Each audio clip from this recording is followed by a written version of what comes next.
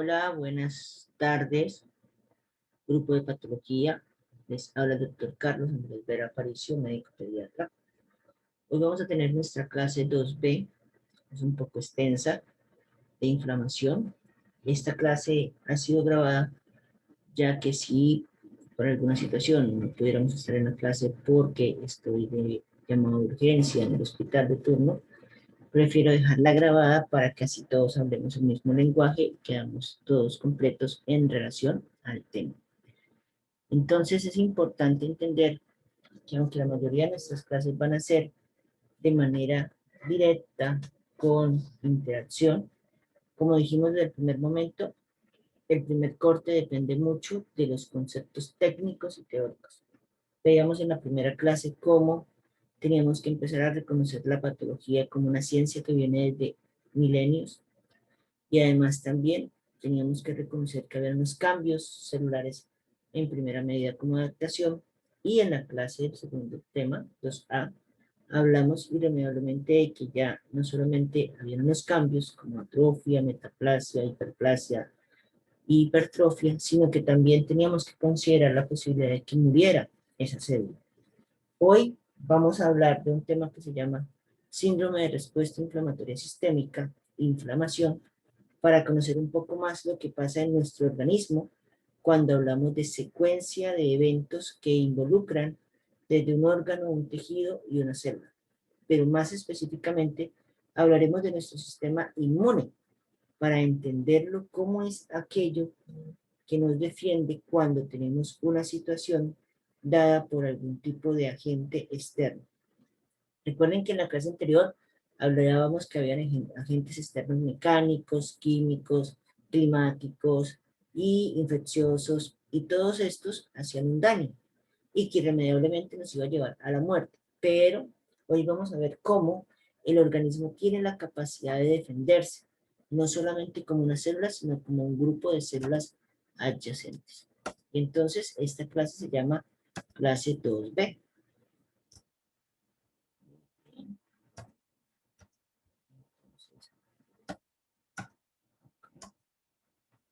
Y entonces vemos que la inflamación, este es un dibujo muy bonito porque irremediablemente nos muestra qué tiene que ser el contenido de la inflamación en caricaturas. Tenemos el calor, el rubor, el tumor, el dolor y la alimentación funcional. Estas son características que determinan cuando un tejido está siendo afectado por una cascada inflamatoria. Y por lo tanto, el día de hoy vamos a aprender a reconocer esos cambios. Y entonces tenemos que irnos al vaso sanguíneo, en el cual el vaso sanguíneo nos va a decir que la inflamación es una respuesta protectora cuya intención es eliminar la causa inicial de la lesión celular, que afecta tanto a células y tejidos, resultantes necróticos de la lesión original. Y esta gráfica que ustedes ven acá nos dice que irremediablemente tenemos unas células que van por la luz vascular, esto sería sangre, y que esto es un endotelio y por lo tanto esto es una membrana basal, y que esa sangre que está circulante, que usualmente es la que tenemos en nuestro hemograma cuando hacemos un examen, cuando hay una alteración, eso es lo que vamos a aprender hoy, empieza a generar una respuesta inmune y por lo tanto células como los mastocitos o los macrófagos empiezan a llamar a los polimorfonucleares, a los linfocitos o a los manocitos dependiendo del agente externo que nos cause el daño, sea un virus, una bacteria, un hongo o un cuerpo extraño. Y que irremediablemente esta figura va a representar lo que debemos entender que pasa en nuestro organismo. Pero hasta aquí es algo simple.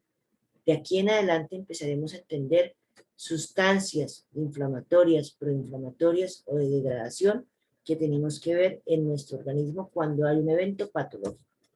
Y entonces tenemos que esa sangre que tenemos en esta imagen, tenemos al mastocito que, por ejemplo, produce histamina y estimula la respuesta inmunitaria, pero también tenemos efectos como el macrófago, que cuando capta, por ejemplo, un virus o una bacteria, trata de destruirlo por medio de lisosomas para crear anticuerpos y así llamar sea los polimorfonucleares o los linfocitos, y que irremediablemente sustancias como el óxido nítrico o las interleuquinas o las citoquinas que vamos a empezar a escuchar tienen que ver con este factor de inflamación. Y entonces la inflamación se divide en dos, en aguda y en crónica. La aguda es comienzo rápido, de corta duración.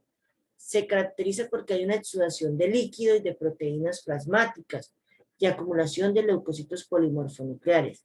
Su ejemplo más típico es una infección bacteriana. Y la inflamación crónica es de mayor duración. Se caracteriza por un aflujo de linfocitos y macrófagos, por proliferación vascular y fibrosis. Y hay de dos tipos muy comunes. La más común, VIH-Sida, o la hepatitis B y C, o enfermedades como la tuberculosis pulmonar. La aguda, que vamos a tratar de relacionarla siempre con un cuerpo extraño o con una bacteria, y la crónica con virus, con hongos o con bacilos. Y entonces, cuando hablamos de inflamación aguda y crónica, tiene que haber irremediablemente un estímulo exógeno. Estos estímulos exógenos producen una lesión y por lo tanto hay una reacción. ¿Y qué es esa reacción? Lo que llamamos inflamación. Y irremediablemente, esta inflamación se da por varios conceptos. La primera, por una reacción de los vasos sanguíneos, que da lugar ¿a qué? A que las células que están en la sangre empiecen a salir hacia los tejidos extravasculares, o sea, ya no se van a quedar en la vena y en la arteria, sino que van a salir al medio externo. Y es ahí cuando tenemos que tener esta rueda totalmente clara. La respuesta inflamatoria es un proceso que busca reparar el tejido que se está dañando. Lo primero, destruir el enemigo. Lo segundo, atenuar el daño que se produce. El tercero, mantener una infección localizada. Y el cuarto es la cadena de eventos ayuden a reconstruir el tejido lesionado. El ejemplo más claro y el que quiero que necesito que comprendan es cuando alguien se pincha la aguja con una espina de una rosa. Va a haber unos procesos como son dolor, hinchazón o edema, calor, rubor y en llegado caso a producir hasta pus. Eso es lo que vamos a aprender hoy, cómo se procede a esa lesión. Y entonces, sin dudarlo, la inflamación es una respuesta que busca proteger. En la apendicitis, que es una inflamación del apéndice, se inflama y el organismo busca captar esa inflamación para frenarla. En la infección de las vías urinarias también, en las amigdalitis, en la sinusitis, en la otitis. Siempre que haya una infección o una inflamación, existirá el proceso de inflamación. Y vemos en estos ejemplos cómo vemos que las inflamaciones son rojas o hay edema como en los ojos, o irremediablemente a nivel vascular o microscópico también se evidencia. Y entonces, si no se controla, pues la infección se expandiría y hablaríamos de algo que se llama sepsis, o respuesta inflamatoria sistémica. Hablaríamos de que la herida no sería capaz de cicatrizar. ¿Por qué? Porque estaría constantemente botando pus. Irremediablemente podríamos decir que los órganos afectados presentarían lesiones supurativas o purulentas de manera permanente. Y entonces, tenemos que nuevamente repetir que debemos imaginarnos el vaso sanguíneo, que es ese que está acá. El vaso sanguíneo, la sangre, está compuesta por eritrocitos. ¿Se acuerda que hablábamos que el eritrocito lleva 4 grupos de hemoglobina, la hemoglobina lleva 4 grupos de hierro y el hierro lleva el oxígeno para llevar oxígeno a todo el organismo?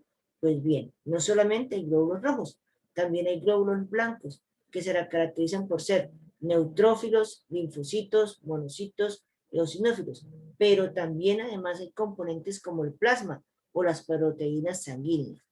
Estas son circulantes, neutrófilos, eosinófilos, basófilos, monocitos, linfocitos y plaquetas. ¿Dónde están? En los vasos sanguíneos. Y irremediablemente cuando se constituye el tejido conectivo, también vamos a especializar algunas de esas células, como mastocitos, fibroblastos, macrófagos y linfocitos residentes. Todo eso se va a ver evidenciado en el tejido conectivo. Cuando hablamos del tejido conectivo, es aquella estructura que tenemos que está al lado de los vasos sanguíneos más pequeñitos. Las arterias musculares siguen a las arteriolas, que son muy pequeñas, que están en cada tejido, hueso, músculo, piel, y tenemos las vénulas, que son las que retornan el vaciado de estas sustancias hacia el sistema circulatorio, nuevamente para ser oxigenadas. Y entonces tenemos que en la sangre tenemos las células que hemos dicho, y irremediablemente en el tejido conectivo tenemos fibras colágenas, adipocitos, macrófagos, plasmocitos, fibras elásticas, mastocitos, que están pendientes de cuándo llega el estímulo para activar las que están como un ejército en nuestra sangre. Y entonces, la inflamación que presenta las dos fases, la aguda de una evolución breve, va a tener un exudado líquido, si está rico en proteínas se llama edema, va a haber migración de los neutrófilos, y en la inflamación crónica pues va a haber presencia de linfocitos, macrófago, va a haber una fibrosis, va a haber una proliferación de vasos sanguíneos y una necrosis. Aunque no son muy diferentes, el daño en la aguda puede ser catastrófica en las primeras horas de un día, una semana, mientras que en la crónica es un daño paulatino, como por ejemplo Simón Bolívar, que prendió su tuberculosis a los 24 años y hasta los 37, 40 años, que viene a fallecer de TBC, pudo sobrevivir, pero sus últimos años fueron de un total ahogo. Mientras que cuando una persona tiene una infección por un estafilococo aureus, por un meningococo, rápidamente, si su organismo no controla la infección, o lo ayudamos con antibióticos o con sustancias que ayuden a su sistema, va a poder morir esa persona sin tener ningún tipo de auxilio o alivio. Y entonces hablamos que hay un aumento del flujo vascular. Recuerden lo que hablábamos en la primera clase. Siempre hay una adaptación y cuando empieza a haber una alteración por un patógeno que está ingresando a nuestro cuerpo, lo primero que va a hacer es que la frecuencia cardíaca aumenta y por lo tanto si aumenta el flujo vascular, aumenta la vasodilatación y aumenta la presión hidroestática. ¿Cómo así? El líquido que llamamos plasma, que es rico en agua y en proteínas, sale del vaso sanguíneo porque hay una inflamación a la que hay que empezar a actuar, hay que llevar nutrientes para alimentar las defensas y eso hace que aumente la presión hidroestática. Irremediablemente también si hay un cambio en la presión coloidosmótica o oncótica, que es lo que tiene que ver con las proteínas y la osmolaridad, si en ese caso tenemos un líquido que tiene escasas proteínas, se llama transudado. Y ojo, estos dos términos son literales para el parcial. ¿Qué es un transudado? Un líquido escaso en proteínas. ¿Y qué es un exudado? Un líquido con abundantes proteínas. Detritos celulares, que son los desechos, y aumento de la presión oncótica en relación a la densidad, a 1020. Pero lo importante son dos palabras. Transudado, líquido con escaso en proteínas, y exudado, líquido con abundantes proteínas. Si dice el parcial, complete, es literal lo que debe decir. Transudado, líquido escaso en proteínas, y exudado, líquido con abundantes proteínas. Y entonces vemos acá una arteriola y vemos acá una vénula. E irremediablemente, si no tenemos ninguna inflamación, los glóbulos rojos y los eritrocitos se mantienen por el canal vascular. Pero irremediablemente, si hay una sustancia que está llamando a que salgan los neutrófilos al campo extravascular, va a haber una dilatación arterial y por lo tanto va a haber una migración de los neutrófilos y por lo tanto va también a haber una fuga de proteínas plasmáticas, que cuando sale el líquido, que es cuando vemos un dedo hinchado por la puya que tuvo de la rosa, eso ahora se va a llamar no solamente hinchazón, sino se va a llamar edema. ¿Por qué? Porque un aumento del flujo sanguíneo, salen proteínas con el líquido y por lo tanto salen los neutrófilos a defendernos.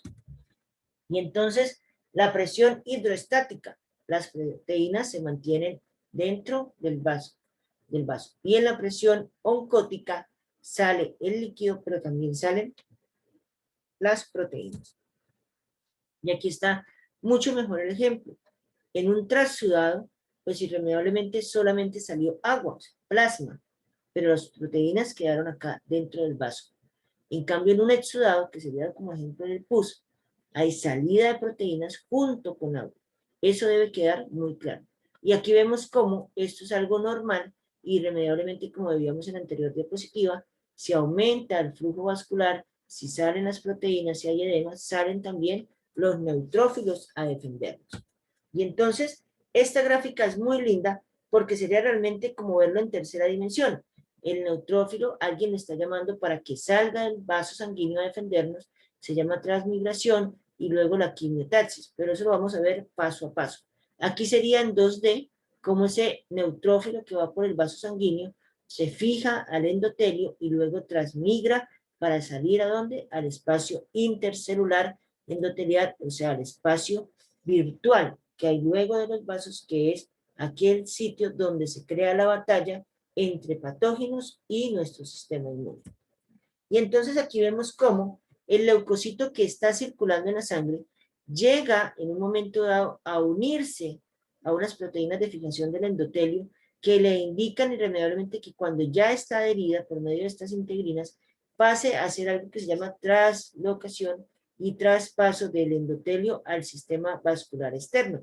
Y es aquí cuando él nuevamente, cuando se activa, sea porque hizo fagocitosis de componentes virales o bacterianos, que empieza a defenderse, y aquellos macrófagos que empiezan a perdiendo la batalla primero son realmente como carne de cañón, como kamikazes, que hacen tratar de atrapar esa bacteria, ese virus, destruirse ellos, destruir al virus, para crear sustancias citogénicas que van a llamar a más soldados, o sea, más neutrófilos, pero también van a activar la fiebre, el dolor, el calor y la inflamación. Y entonces lo primero que vamos a hacer es algo que se llama la marginación. Siguen circulando aquí por lo menos 10.000, 15.000 que están circulando, y hay unos que ya se marginan y se van a ubicar en relación al endotelio. Ahí empiezan a fijarse con estas adhesinas ligandas para llegar a un momento dado en que los leucocitos ruedan sobre la superficie endotelial adheriéndose, y esto se llama rodamiento. ¿Y cuáles son las selectinas más importantes? La E, la P y la L. Pero luego hay una adhesión totalmente a este endotelio que ya no le permite volver al plasma a circular paulatinamente, sino que irremediablemente hay una transmigración, la cual está migrada por ICAM1, que es el F1, y BICAM, que son los que van a hacer que él pase entre dos células endoteliales al espacio extravascular. Y es ahí, en el espacio extravascular, donde él realiza algo que se llama la quimiotaxis. En esos sitios, ellos empiezan a tener un gradiente químico, empieza a haber la inflamación aguda, y por lo tanto, esos neutrófilos, que son la primera batalla, empiezan a captar por fagocitosis a estos virus y bacterias y empiezan a producir citoquinas, como el factor de necrosis tumoral o las interleuquinas 1, que vamos a tener una tabla en la cual vamos a nombrar su característica más importante en este concepto. Y vemos acá cómo un tejido que pareciera ser sano, en menos de 24 a 48 horas se vuelve totalmente un desorden, teniendo características hiperémicas, tenemos más vasos sanguíneos, tenemos más eyección, recuerden que necesitamos hierro, oxígeno, proteínas para defendernos, y es un tejido que está totalmente edematizado, se ve hinchado, pero también se ve de coloración mucho más roja, y también va a estar mucho más caliente porque al llegar sangre rica en oxígeno es una sangre que pasó por nuestro corazón y mantiene una temperatura acorde al cuerpo o elevada, que es lo que llamamos fiebre. Y entonces, en el aspecto histórico, lo importante es que Celsius, que es un gran libro que todavía sigue llamándose Patología de Celsius, aunque ya está dentro de un libro que es la Patología de Robbins, de donde me estoy basando en nuestras clases, donde lo que hemos visto en estas 4 clases que llevamos son 120 hojas, tratando de que usted entienda conceptos básicos. Él dijo, existen 4 signos cardinales: calor, rubor, tumor y dolor. Y nuestro amigo Virchow, de la anterior clase, dice había un quinto signo, y es la pérdida de función. Entonces, siempre van a imaginarse esa imagen de los griegos cargando la antorcha, el calor, el dolor retorciéndose, el edema al gordito, la pérdida funcional, un yeso y demás.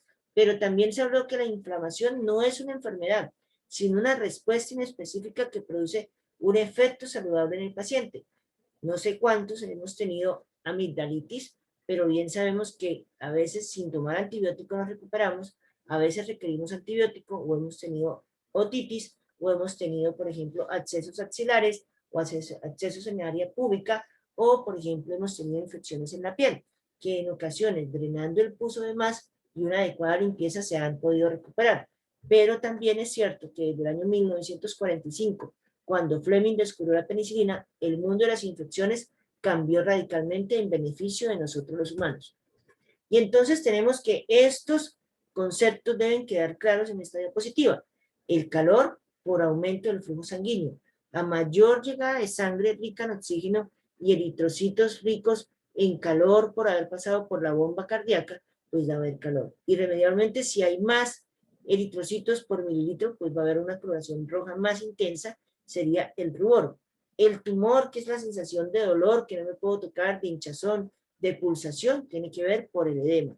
Y el dolor irremediablemente por mediadores químicos, no solamente los receptores, Krauss, Pacini, Ruffini, sino también las bradicininas que generan que usted sienta cuando se pincha el dedo como que pulsa, como si él latiera independientemente de su cuerpo porque está sufriendo una alteración en su alteración arquitectónica.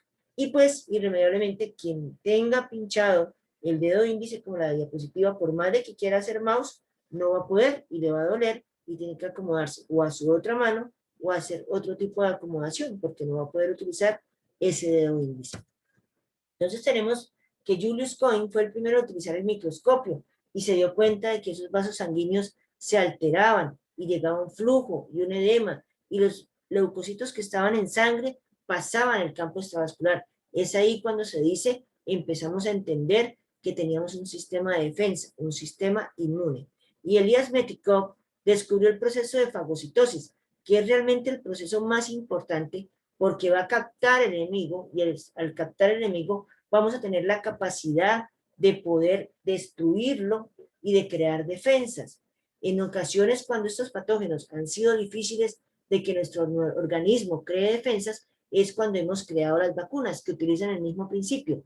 Ingresa un virus o una bacteria muerta o viva atenuada o totalmente diezmada para que nuestro organismo lo reconozca y así crea un sistema inmune que siempre esté alerta cuando vuelva a presentarse ese episodio. Irremediablemente, Sir Thomas Lewis estableció que habían otras sustancias que no eran células que actuaban como mediadores, como por ejemplo la histamina, que es producida por el mastocito. El mastocito y el monocito son células que producen histamina y por ejemplo vemos que cuando alguien lo pica una abeja o tiene una reacción alérgica se le hinchan los ojos, la cara, las manos y puede hasta inflamarse la garganta y podría morir. ¿Y eso es debido a quién? A la histamina. Y todos ustedes, me imagino, conocen la loratadina, la cetirizina o los corticosteroides que son antihistamínicos, o sea, antihistamina. Porque la histamina es una sustancia que llama células que no saben atacar de manera ordenada, sino que es una sustancia química que las atrae para que ayuden a defender el organismo. Pero en ocasiones, como en el angioedema, puede presentarse una alteración en la cual, aunque la persona tenga un evento alérgico, puede comprometer su vida. Y entonces la inflamación aguda es una respuesta que se produce ante un agente lesivo. Hay modificaciones de los calibres, aumentan los calibres de las arteriolas. ¿Por qué? Porque llega mayor flujo sanguíneo. Si en ese momento el dedo apenas tenía el 2% de la sangre, en este momento lleva el 5 o 7% de la sangre porque necesitamos defender. El organismo sabe cuánto vale un dedo en su funcionabilidad para el día a día o a nivel de la piel. Él sabe que si deja avanzar esta infección o este patógeno más allá de su organismo y llegue a circular, pues va a tener una sepsis. Y la sepsis es una enfermedad totalmente grave, que es lo que veremos el sábado. Cuando hablemos de sepsis, vamos a hablar de una falla multiorgánica y hoy lo que aprendamos es fundamental para entender lo neurológico, lo vascular, la hipertensión, la hipotensión, la fiebre, la taquipnea, la taquicardia, la bradipnea, la bradicardia, como un organismo que empieza a fallar si no controla la inflamación puede comprometer su vida. Irremediablemente hay una microvasculatura, entonces la arteria más chiquita, ¿cómo se llama? Arteriola. Aquí quedan las vénulas y entre ese traspaso de sangre rica en oxígeno a sangre rica en CO2, todas las células de esa estructura se nutren de los nutrientes que llevamos, minerales, proteínas y demás. Irremediablemente, cuando los leucocitos salen, como ellos son de membrana proteica, al salir como una proteína que tiene un valor y un peso característico, atraen con ellos agua y por eso la presión oncótica disminuye en relación al vaso sanguíneo porque al salir el macrófago sale como un cuerpo que trae agua y aumenta la presión oncótica y aumenta el dolor y el edema que estamos teniendo en la parte extravascular. Y entonces nuevamente vamos a tener que recordar el concepto porque son necesarias. ¿Qué es la exudación? Es la salida de líquido. No estamos hablando poniéndole un nombre. El exudado siempre irremediablemente tenemos que ver con que salió líquido. Trasudado es un líquido que salió pero que no tiene muchas proteínas, mientras que el exudado es un líquido extravascular de carácter inflamatorio que se presenta una concentración elevada de proteínas, restos celulares y un peso superior a 1020 de densidad.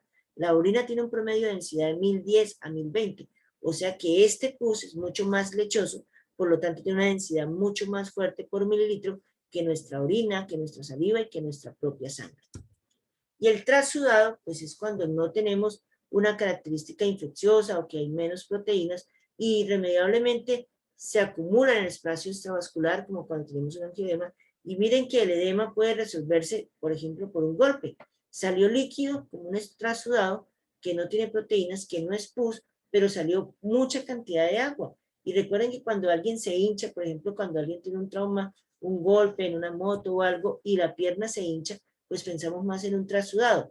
Pero si aquí hubiera una infección a nivel del pie, un pie diabético con una gangrena o alguna situación con estafilococo, estaríamos hablando de ¿qué? De un exudado, o sea, de un pus que está comiendo toda la parte del sistema musculoesquelético, presentando de pronto una gangrena gaseosa o una sepsis localizada, o en este caso, como vemos en la imagen, ya puede ser una sepsis que está comprometiendo todo el individuo y requiere un tratamiento hospitalario. Y entonces vemos acá cómo se ve que no solamente hay sangre, sino que hay leucocitos, o sea, células blancas, y esto es lo que llamamos exudado purulento, que es como pus, rico en leucocitos. ¿Cómo se llama la degradación de leucocitos? La muerte. Los cadáveres, podríamos decir, se llama detritus. Ya cuando usted hable de pus, tiene que hablar como término científico que son los detritos celulares o los cuerpos celulares, pero un término científico para cuando tengamos el parcial es ¿qué son los detritos celulares? Son los leucocitos y restos de células parenquimatosas que murieron en la batalla de esa infección o de ese cuerpo extraño. Irremediablemente, nuevamente, vemos cómo el vaso sanguíneo se vasodilata y al vasodilatarse salen proteínas, salen cuerpos celulares y cambian el calibre y cambian la estructura de ese organismo que requiere mucha más sangre y por eso al principio que hay una vasodilatación, pero luego se tiene que presentar una vasoconstricción para evitar que ese patógeno, sea virus o bacteria, ingrese a la sangre y no nos genere algo que se llama una bacteremia. Por eso salimos de nuestro vaso sanguíneo para proteger al organismo, pero automáticamente salimos, disminuimos la carga de ese vaso sanguíneo, hacemos una contracción del endotelio y evitamos así que haya una bacteremia o una viremia, que sería virus en sangre o bacterias en sangre. Recuerden el término, bacteremia es igual a bacterias circulantes en sangre y viremia sería virus circulantes en sangre.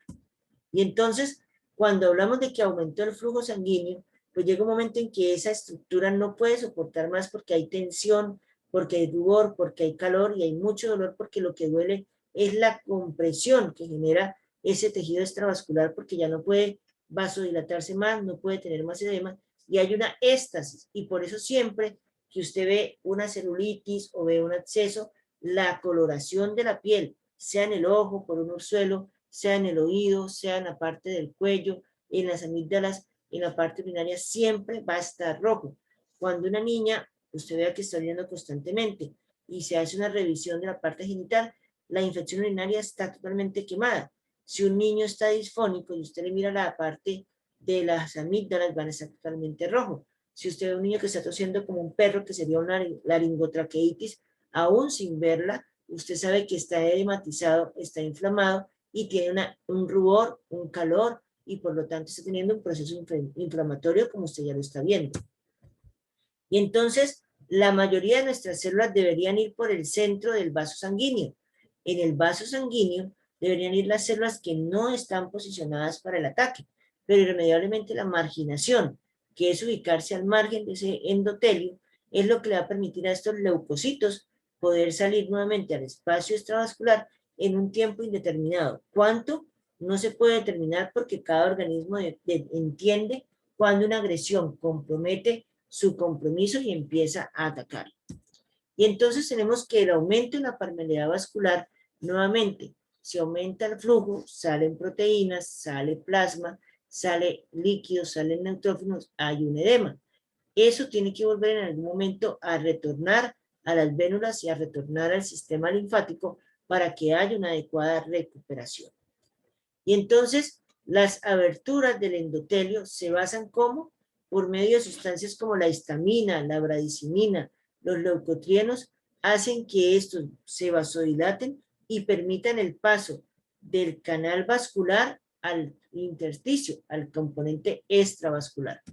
Y entonces, este citoesqueleto de cada célula debe mejorar, porque el endotelio es algo totalmente plegado, que es lo que le da la estructura vascular a cada vaso, sea arteria o vena, es un epitelio plano, y están totalmente fijados por sus desmosomas. Entonces llega un momento en que esos desmosomas, que son las uniones de cada célula, deben separarse un poco para que permitan el paso de, como veíamos, el neutrófilo al espacio extravascular. Y es ahí cuando las células del vasoesqueleto, del citoesqueleto, son activadas por la interleuquina 1 y el factor de necrosis tumoral.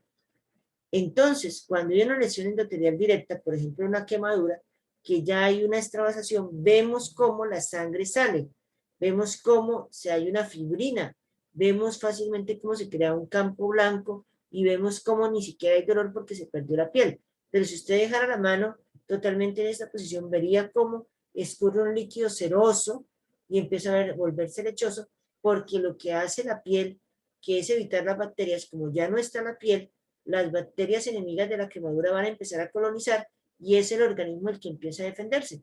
Por eso ellos cuando los van a vendar les colocan vaselina, porque si dejaran que ese líquido cetrino, ese pus, se pegara con las gasas, sería terriblemente doloroso despegarlas porque es el mismo organismo el que se está defendiendo contra ese patógeno. Y por eso los quemados les hacen curaciones muy abrasivas, muy fuertes, porque irremediablemente necesitamos que ninguna bacteria lo colonice. Y tristemente si pasa que una bacteria como la pseudomonas afecta a este quemado, puede comprometer su vida si esa bacteria ingresa, por ejemplo, por el arco de la palma de la mano y ingresa por una vénula, llega a la vena cubital o a la vena radial y llegar a la circulación central, podría producir una endocarditis, una meningitis o un riesgo sistémico. Pero lo importante siempre es entender que al principio, en el sitio donde se hace la infección o la lesión, es donde debemos actuar.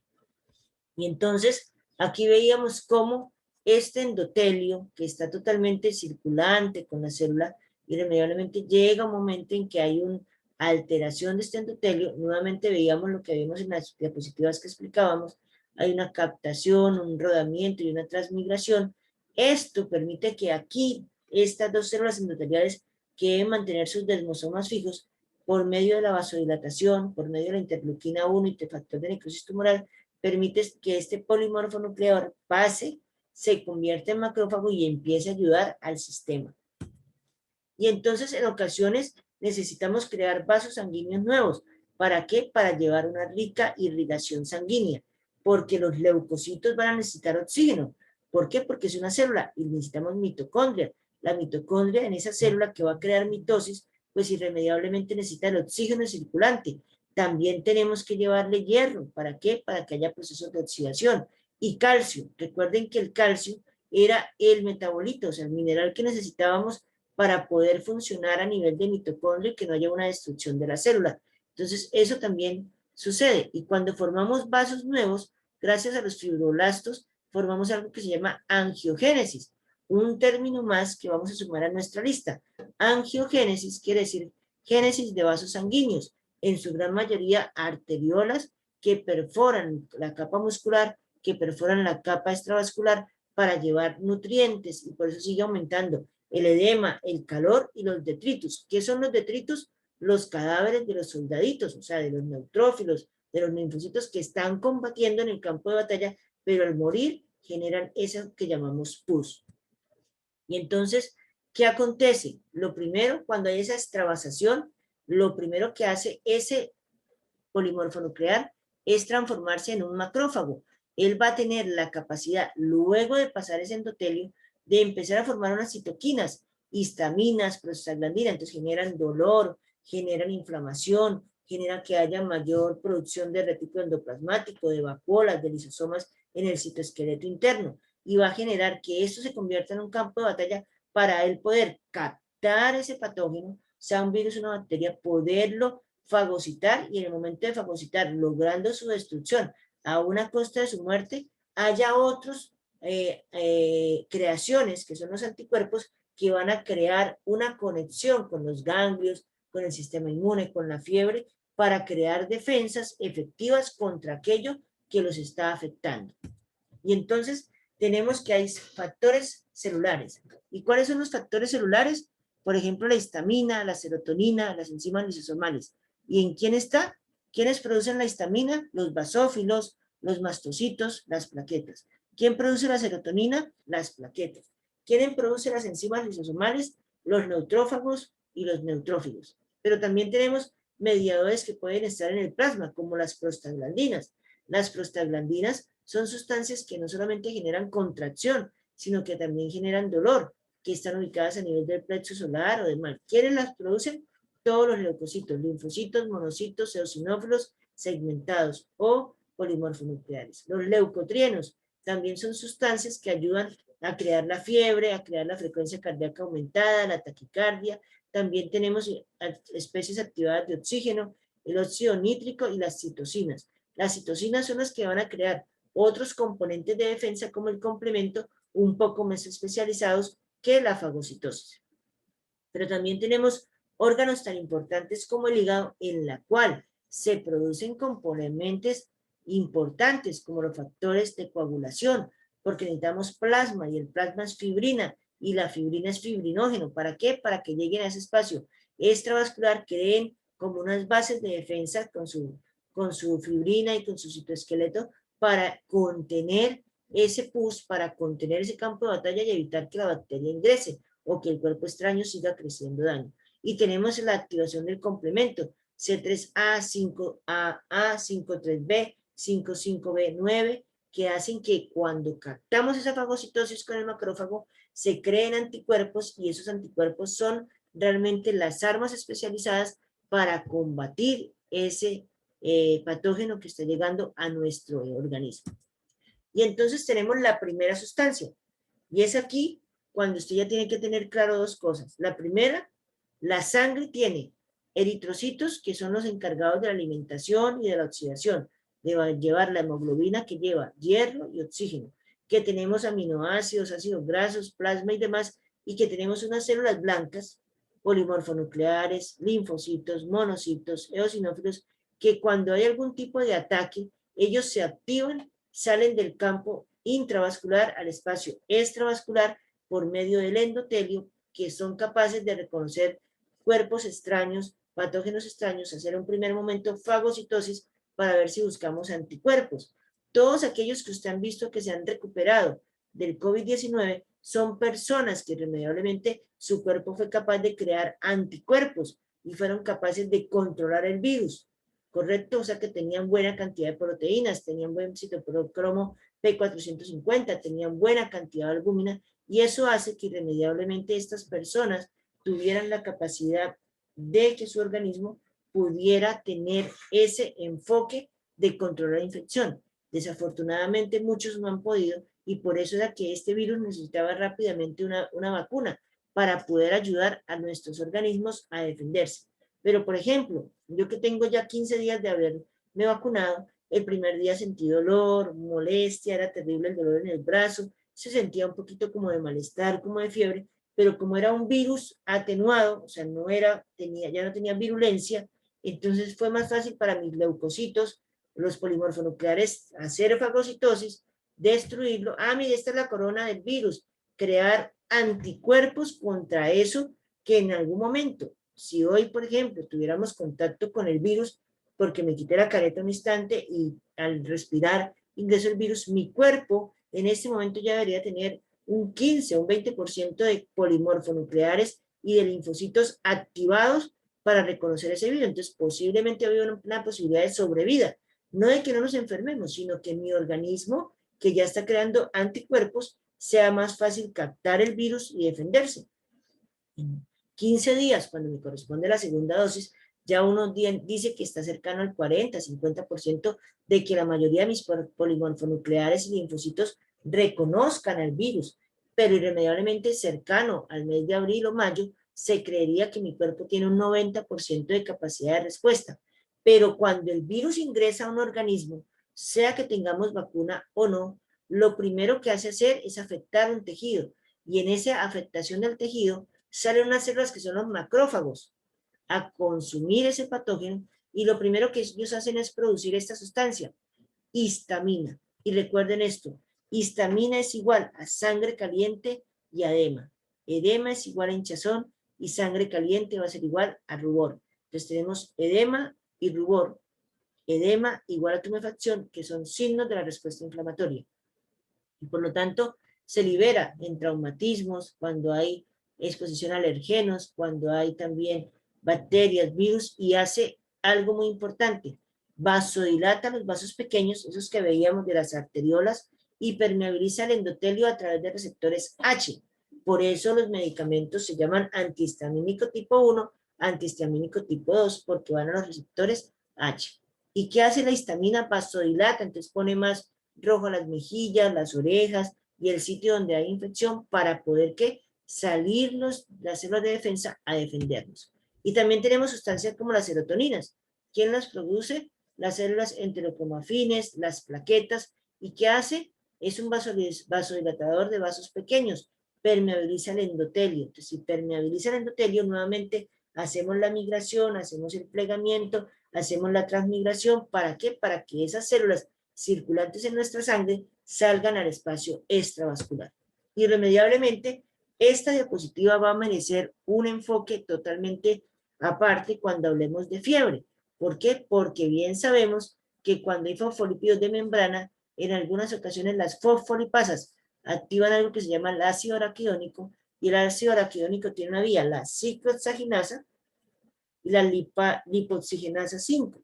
Las dos empiezan a producir prostaglandinas, prostaglandina G2, prostaglandina H2, y estas son las que producen vasodilatación, taquicardia y fiebre. Por eso vemos acá en una X que hay sustancias como los esteroides, dexametasona, tenemos también la hidrocortisona, la betametasona, la metilprednisolona, que inhiben este proceso, son muy bien utilizados en las alergias, también está siendo muy bien utilizado en COVID-19 o en cualquier situación donde haya sepsis.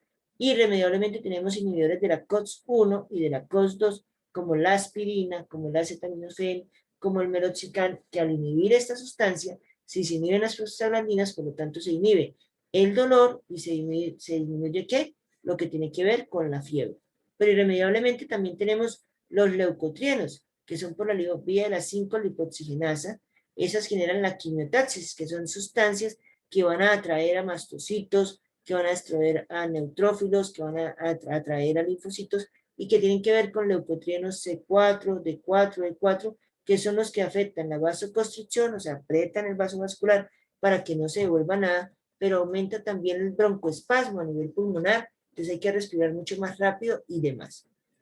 Esta diapositiva vamos a tenerla muy en cuenta para cuando hablemos de sepsis, porque cuando hablamos de sepsis no solamente es frecuencia cardíaca, taquicardia y demás, sino que también involucra todo aquello que tiene que ver desde el punto de vista molecular. Y entonces tenemos al señor que yo considero como el más importante, se llama el factor de necrosis tumoral o interleuquina 1. Ellas forman un dúo en el cual es la encargada como primer factor de respuesta para que lleguen los polimorfonucleares, o sea, los neutrófilos, que lleguen en primera medida, se convierten en macrófagos, se sacrifiquen muriendo para poder reconocer a quién, a ese patógeno. Y este factor de necrosis tumoral hace un aumento de la adherencia leucocitaria, entonces más se pegan los leucocitos al endotelio, por lo tanto más migración hay, más quimiotaxis hay. Hay más síntesis de prostaglandinas, por lo tanto va a doler más y va a haber fiebre. Si hay fiebre, hay aumento de la frecuencia cardíaca. Si hay aumento de la frecuencia cardíaca, hay aumento de la frecuencia respiratoria. Si hay aumento de la frecuencia respiratoria, hay aumento de la tensión arterial. Si hay un aumento de la tensión arterial, el organismo está totalmente en alerta.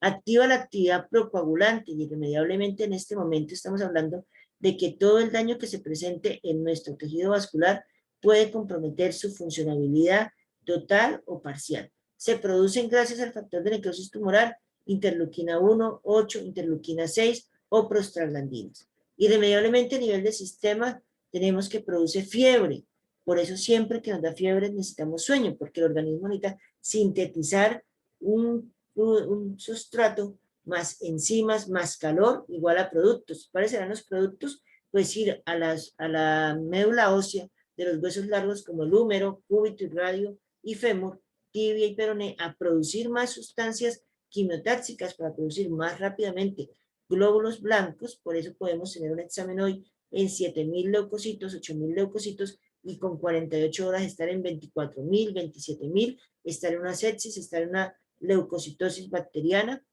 Nos disminuye el apetito. ¿Por qué? Porque hay que conservar el oxígeno que tenemos y produce proteínas de fase aguda.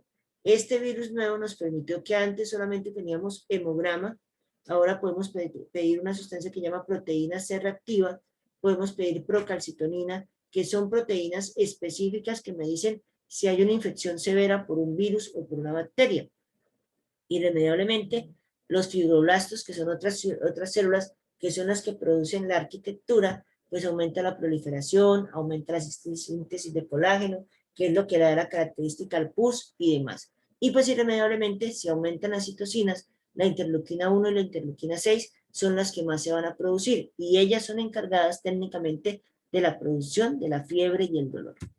Y entonces tenemos que las citoquinas, sí hay que aprendernos la función de cada uno. Por eso aquí dice para qué sirve cada una, y es importante tenerla muy en cuenta para nuestro parcial. ¿Por qué? Porque siempre, siempre, por ejemplo, la interleuquina 6 es una de las favoritas porque es la que está involucrada en casi todos los caminos, pero igual es importante conocerlos. ¿Que le voy a preguntar la interleuquina 6? Sí, esa es pregunta de parcial, esa no falla, pero irremediablemente es importante que usted conozca las otras interleuquinas.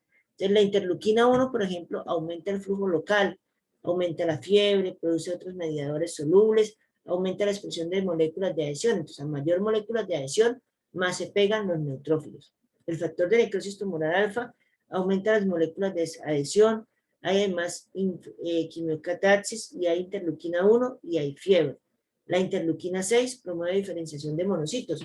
Unos van a fagocitar, otros en monocitos, otros en macrófagos. ¿Para qué? Para que unos sean los que crean los anticuerpos, otros son los que van a consumir el patógeno. Aumenta el número de plaquetas, por lo tanto el riesgo de trombosis es más alta. ¿Pero para qué? Para que haya más fibrina y el campo quede localizado. La interleuquina 4, en relación con la inflamación alérgica, pero también antiinflamatoria. La interleuquina 8 con quimiotáxico de neutrófilos. El interferón gamma, función de inmunidad celular con agentes intracelulares como los virus o los parásitos como la malaria. También tenemos que los efectos que tenemos en nuestro organismo, como lo son la vasodilatación, se dan por las prostaglandinas y el óxido nítrico. Tenemos el aumento de la permeabilidad vascular, está dada por aminas vasoactivas, como son la histamina, la serotonina, la bradicinina, los leucotrienos C4, D4, E4 y el factor activador de plaquetas. Tenemos que la quimiotaxis requiere el factor C5, el complemento, el leucotrieno B4, productos bacterianos. Si hay productos bacterianos en el pus, el macrófago lo capta y trata con sus lisosomas de producir sustancias solubles para ser degradadas y crear, ¿qué? Anticuerpos. Y la fiebre, que esto también es pregunta de parcial, está involucrada la interleuquina 1, la interleuquina 6, el factor de necrosis tumoral y las prostaglandinas. O sea que si, por ejemplo, yo le pregunto a usted, la interleuquina 4 está relacionada con fiebre, eso es un raciocinio falso. ¿Por qué? Porque la interleuquina 4 está más desarrollada con la inflamación alérgica y no con la fiebre.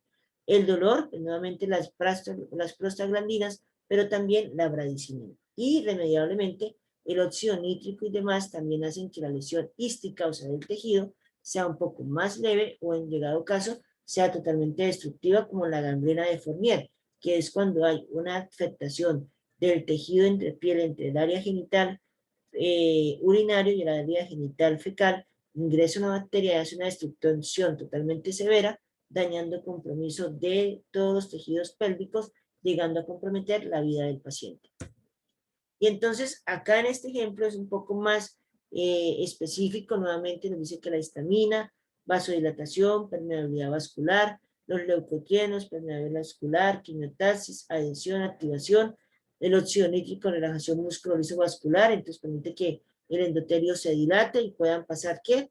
Las células. Y pues irremediablemente tenemos que el complemento, que es el complejo C, el complejo 5, pues está en el hígado, todo lo que tiene que ver con proteínas activadas de la coagulación, que es para que no se formen trombos o para que no haya una infección que ingrese a la sangre, pues también se producen en donde, a nivel del hígado.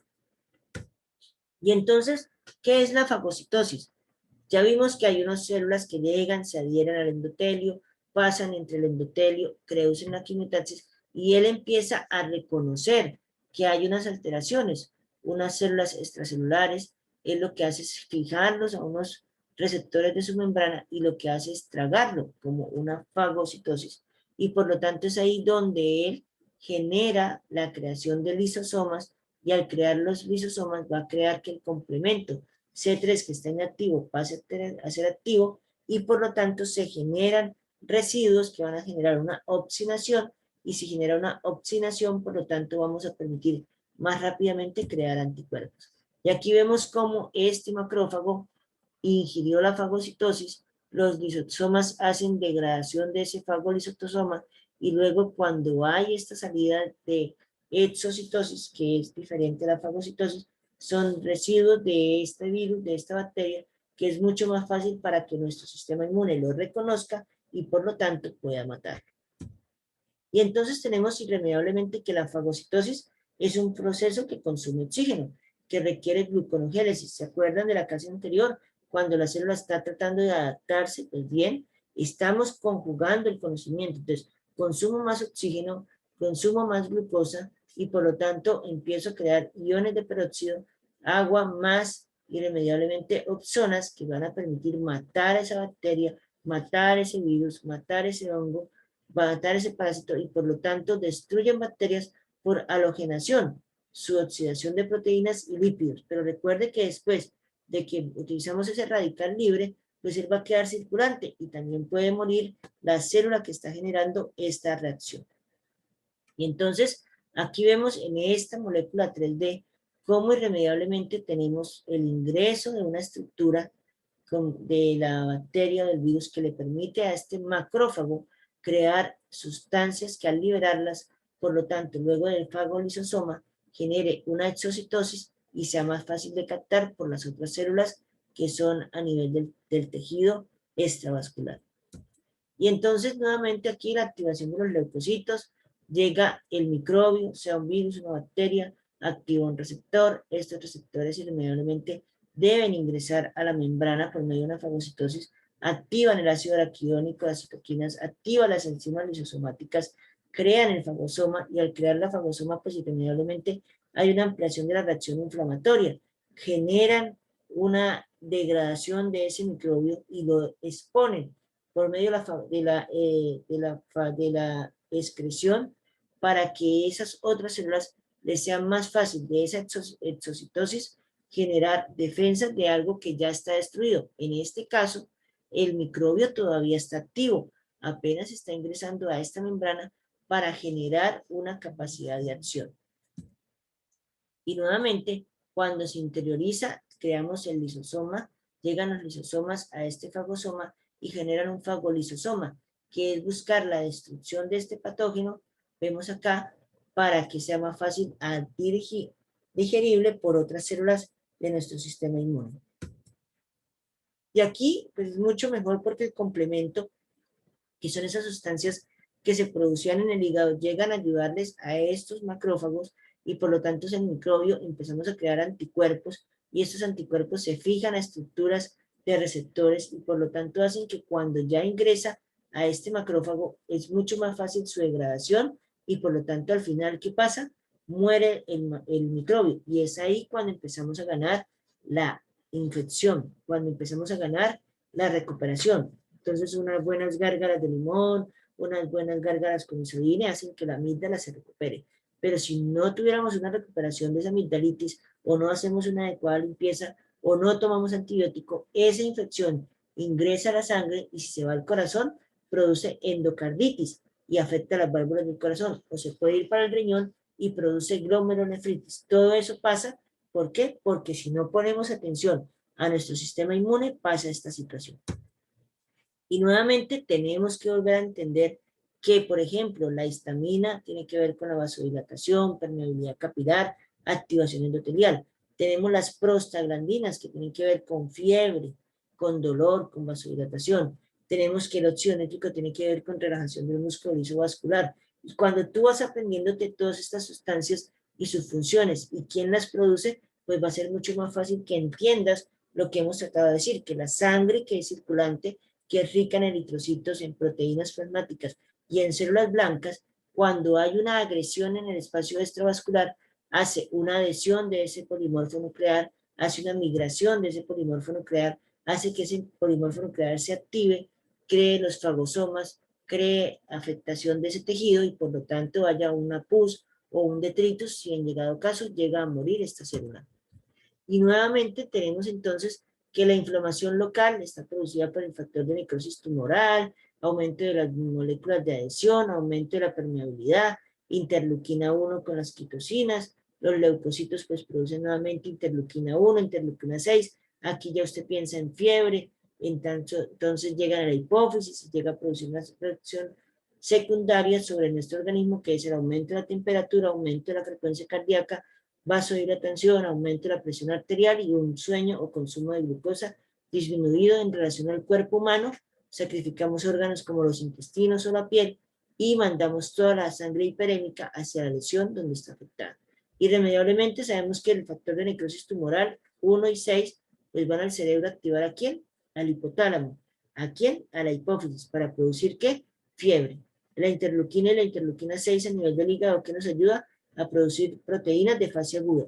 Dos proteínas de fase aguda típicas, la proteína C reactiva y tenemos también lo que son las citoquinas, tenemos la milrinone, tenemos también alteraciones como lo es la bradicinina y demás. Pero todas estas moléculas son difícilmente que se puedan realizar en nuestros hospitales básicos porque no contamos con estas herramientas.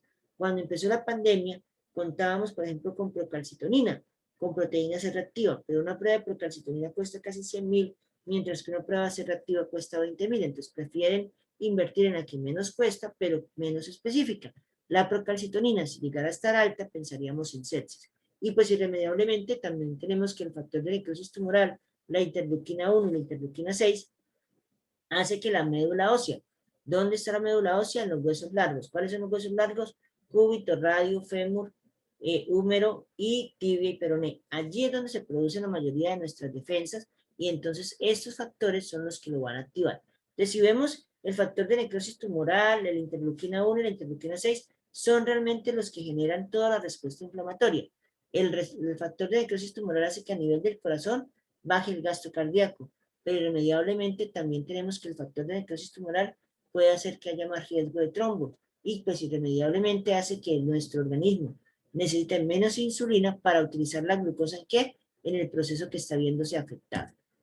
Y entonces la fiebre es un mecanismo. ¿Recuerdan anatomía? Tenemos acá, aquí tenemos abajo el bulbo raquídeo, aquí es la protuberancia, aquí es el mesencéfalo, esta es la señora hipófisis con su neurohipófisis, y tenemos acá el tálamo, y en el hipotálamo de esta estructura tenemos que hay un termostato que mantiene nuestra temperatura en 36,5, así estemos en el Picacho o en Pamplona, o 36,5 también a nivel del sol en Cartagena, pero ella mantiene regularización de la temperatura para que en el momento dado que haya una interleuquina 1 liberada por los macrófagos, hacen que el hipotálamo se resetee y empiece a producir la fiebre. Y la fiebre es una sustancia dada por las prostaglandinas, por el ácido araquidónico, que hace aumento de la frecuencia cardíaca, aumento de la frecuencia respiratoria, hipertensión arterial y demás. ¿Y quiénes están involucrados? ¿Quiénes son los pirógenos endógenos? Pues la interleuquina 1, la interleuquina 6, el factor de necrosis tumoral. ¿Y quién es el pirógeno exógeno? Pues la LPS también, que tiene que ver con todas las proteínas del patógeno que está siendo involucrada en este momento de la afectación o del ingreso a nuestro organismo. Y entonces tenemos que los pirógenos, nuevamente, interleuquina 1, interleuquina 6 y factor de necrosis tumoral, al estar llegando al endotelio del hipotálamo, producen prostaglandina E2. No sé si ustedes conocen la dipirona. Esa no se recomienda usar porque baja las defensas. Pero si un niño llega con fiebre de 39,5, de 40 Uno como médico debe tomar la decisión y debe mandar a inyectarlo con dipirona intramuscular o con diclofenaco intramuscular, o si hay meloxicam intramuscular, o si hay acetaminofén endovenoso. Imagínense que en Colombia el acetaminofén endovenoso lo producen en Medellín y aquí ni siquiera está disponible, lo llevan para Venezuela, Estados Unidos, pero existe el acetaminofén endovenoso y por lo tanto se liberan el lado cerebral y como ellos tienen rápidamente mediadores quimiotáxicos, o sea, químicos, se van rápidamente en tiroides, procalcitoninas, se van a nivel de la paratormona, hígado, corazón y demás, donde encuentran receptores y esos mismos receptores van a la EP raya 3, hay un neurotransmisor que es el AMP cíclico, aumenta el termostato, aumenta por lo tanto la frecuencia cardíaca a mayor fracción de eyección porque hay un mayor ritmo más circulante, hay fricción. Al haber fricción con el vaso sanguíneo y la sangre circulante, hay mayor calor. Y al haber mayor calor, porque hay mayor producción de células en nuestra médula ósea, hay mayor componente, y al haber mayor fricción, mayor velocidad y mayor espacio que recorrer, es cuando tenemos fiebre. Por eso la fiebre involucra todo el cuerpo.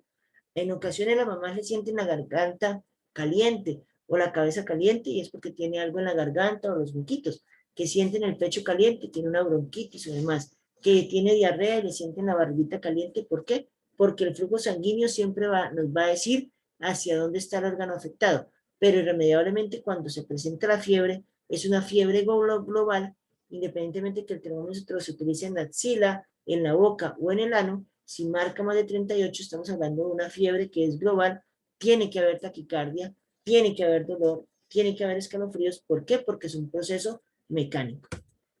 Y entonces, pues irremediablemente, tenemos que las manifestaciones locales de la inflamación se dan.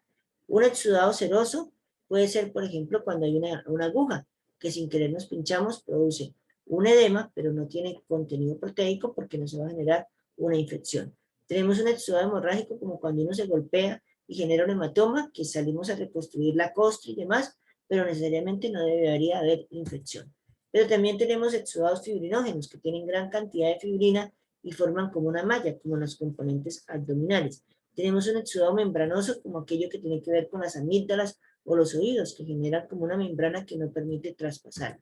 Tenemos irremediablemente el exudado purulento, la sepsis, los tejidos de la piel en axila, cuando hablamos de los nacidos, de los hinchones, del acné, cuando hablamos de la celulitis, de la erisipela, cuando hablamos de estructuras como un absceso, pues irremediablemente es pus. ¿Qué es el pus? Pues compuesto por glóbulos blancos desintegrados, proteínas y detritos celulares. Eso va a llamarse detritos celulares o exudado purulento. Irremediablemente también tenemos úlcera, que es un sitio donde está la afectación. Vemos acá cómo está el calor, el rubor, se ve edematizado, se ve que debe estar doliente, la piel está turgente. Y vemos acá, eso gris o blanco que se ve en el centro, pues irremediablemente ahí están muriendo glóbulos blancos, que son polimorfonucleares, monocitos, neutrófilos y demás. Y entonces tenemos también que luego de que hemos visto todo esto y que posiblemente pueda controlarse, como puede que se comprometa todo el organismo, también tenemos inflamación crónica. Y la inflamación crónica, pues irremediablemente puede durar de semanas, meses y años. Su ejemplo más típico es la tuberculosis, la hepatitis B, la hepatitis C y el VIH-Sida. En ella hay células mononucleares, hay una destrucción celular paso a paso, pero no permite regenerar el tejido que se haya dañado. Irremediablemente ellos lo que hacen es cambiar la arquitectura.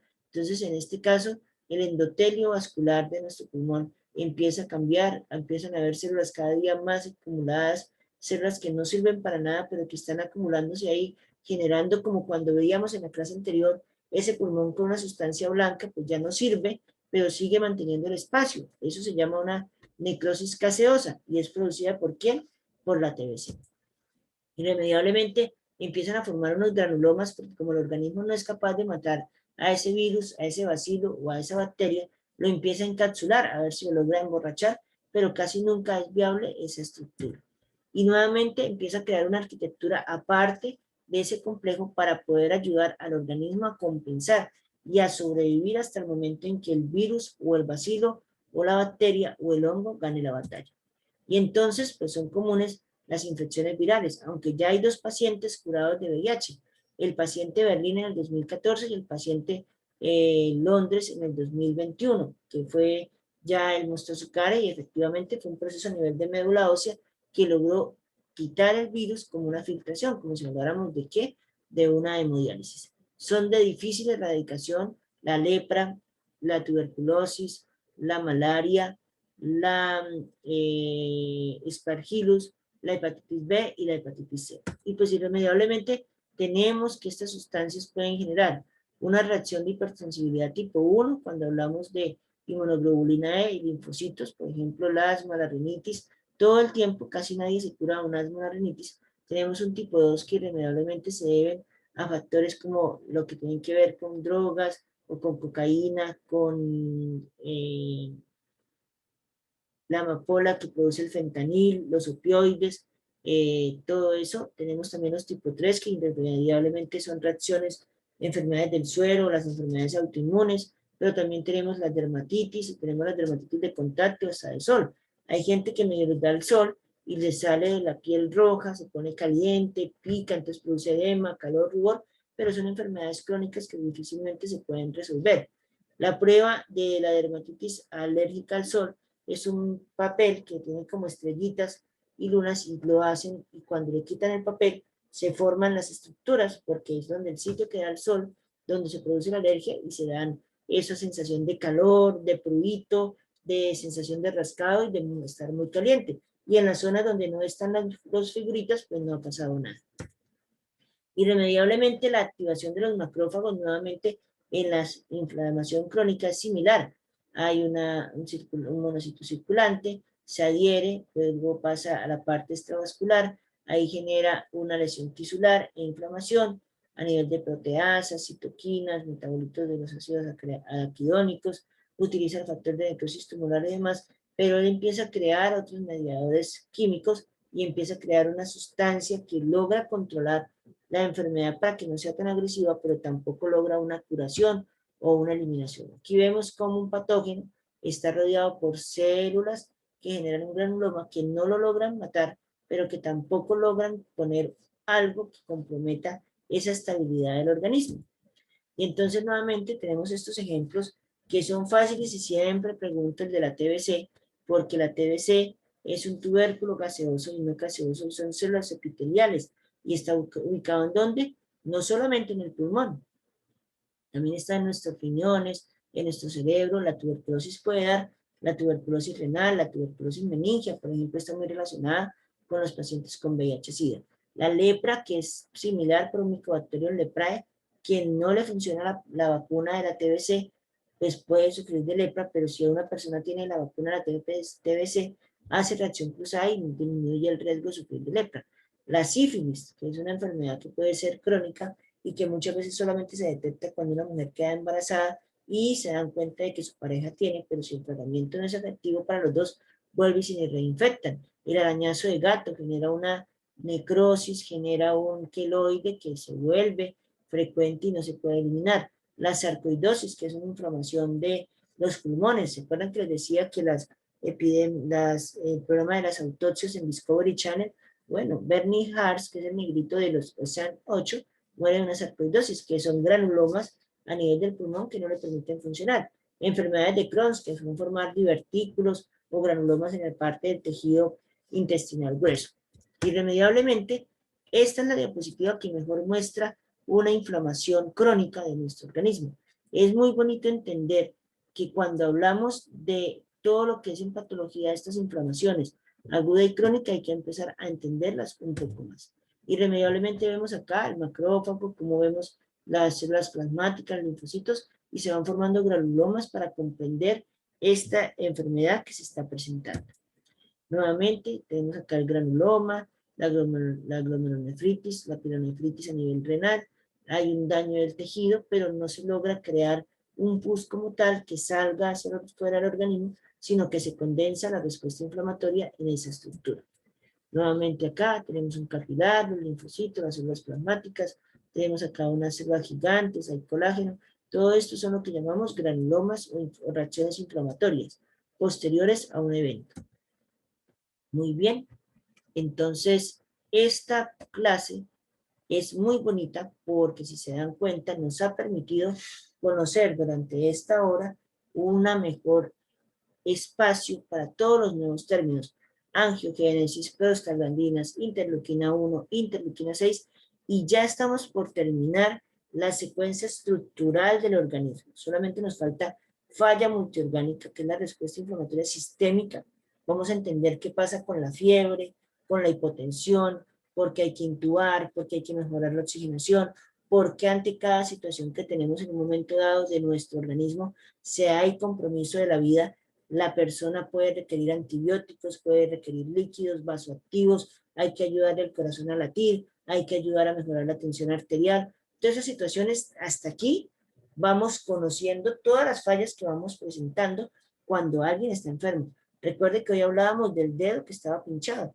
¿Qué pasa cuando ese dedo pasa a la sangre de la infección de la bacteria? ¿Cómo se llama? Bacteremia, ¿correcto? Y si es un virus, viremia. Entonces, esos dos términos nos van a abrir el campo a una cosa mucho más interesante que tiene que ver con relación a la sepsis, que la sepsis es algo que los médicos, tanto en niños prematuros, en niños y en adultos y en ancianos, buscamos controlar rápidamente. Hay situaciones donde por una herida, con un tétano, con una bacteria, cuando nos estamos afectando, o alguna situación, hace que la persona pueda enfermarse. Y como puede enfermarse, pues irremediablemente tenemos la alteración del organismo. Entonces, con eso terminamos esta clase, teniendo en cuenta tres cosas importantes. Tenemos que aprendernos la gráfica que muestra cómo el neutrófilo, o sea, el polimorfo nuclear, que está circulante en la sangre, genera una adhesión, luego una migración y esa quimiotaxis con todas las sustancias. La segunda, que irremediablemente el proceso de primer inicio, que es el que se pasa a la primera membrana endotelial, genera un fagosoma para fagocitar los tejidos del virus, de la bacteria, que junto con los lisosomas y esa vacuna generan un fagolisosoma y va a generar una exocitosis, es lo que nos va a permitir crear los anticuerpos con el complemento C3b, 5BA. Entonces todo eso debe quedar claro y que irremediablemente cuando no podemos ganar la batalla, nuestro organismo tiene algo que se llama la inflamación crónica. La más común, la tuberculosis. También está la lepra, la sarcoidosis. Entonces son términos mucho más nuevos que debemos de seguir llenando a nuestro vocabulario y por eso cuando les deje ahorita la tarea, que es lo que dijimos previamente, dejamos que la anterior tarea fuera hasta el sábado, pues esta va de esta hasta el otro sábado para que podamos ir entendiendo los conceptos. El sábado vamos a ver una clase que tiene que ver con sepsis y la sepsis es algo que hablamos de respuesta inflamatoria sistémica y de una falla multiorgánica. Y la falla multiorgánica es muy importante entenderla, porque cuando usted tenga que exponer su tema del segundo corte, independientemente ya tenemos una etiología, una patogenia, entonces tenemos si es infecciosa, si es multidisciplinaria, si es por efecto físico o efecto químico, todos tienen un origen, luego tiene una forma de manifestar la enfermedad. Por ejemplo, he visto muchos que han hablado de preeclampsia, otros que han hablado de artritis, otros que han hablado de lupus. Entonces, todo eso está muy bien, porque si usted ya escoge una enfermedad y quiere empezar a desarrollarla, se va a dar cuenta cómo hasta nuestro organismo, con una simple alergia, que alguien se rasca, que alguien está con dificultad para respirar, puede morir. Pero como usted hoy aprendió que existe una sustancia que se llama histamina, y alguien en su entorno llega a presentar una alergia, y usted sabe que está presentando un edema y que no puede respirar porque está teniendo un edema, rápidamente debe pensar en un antihistamínico, aunque nuestra materia no es para aprender de medicamentos, sí vamos teniendo una idea de qué está pasando. Entonces ya empezamos a entender, pero esta muerte de tal persona se dio por esta situación, en esta película lo que vi pasa esta situación, en esta otra enfermedad de un familiar o algo, empezamos a entender lo que sucede. Entonces, recuerden que les habló el doctor Carlos Andrés Vera Aparicio. Con esto vamos al tema de hoy y el sábado nos veríamos para continuar hablando de los temas de la primera unidad. Y con esto terminamos.